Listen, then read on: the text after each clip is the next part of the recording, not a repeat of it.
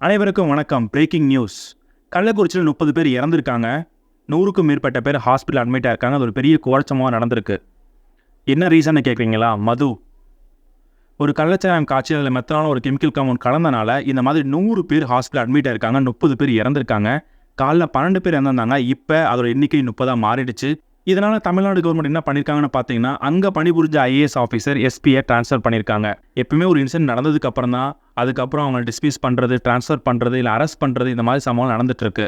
இந்த மாதிரி ஒரு இன்சிடென்ட், அதுவும் ஒரு 100-120 பேருக்கு பக்கமாக இதை குடிச்சிருக்காங்க அப்படின்னா, இது முன்னாடியே தெரிஞ்சிருக்கக்கூடிய வாய்ப்புகள் இருக்குது. இதை இன்வெஸ்டிகேட் பண்ணியிருக்கணும், இதை ரிப்போர்ட் பண்ணியிருக்கணும், இதை சரி செஞ்சுருக்கணும். இதை ஆஃப்டர் மாத் இன்சிடென்ட்டாக ஒருத்தர் இறந்ததுக்கப்புறம், இவ்வளோ பெரிய ட்ராஜடி நடந்ததுக்கப்புறம் அதுக்கு ஆக்ஷன் எடுக்கக்கூடாது. இது என்னோட கருத்து. நீங்கள் என்ன நினைக்கிறீங்க? இதே மாதிரி தான் எப்போவுமே எல்லா இன்சிடென்ட்டும் நடக்குது. இதை எப்படி தவிர்க்கிறது? இதுக்கு என்ன ப்ராப்பர் கவர்னிங் ரூல்ஸ்? இதுக்கு என்ன ப்ராப்பர் பாலிசி? இந்த மாதிரி சம்பவம் மறுபடியும் நடக்கக்கூடாது.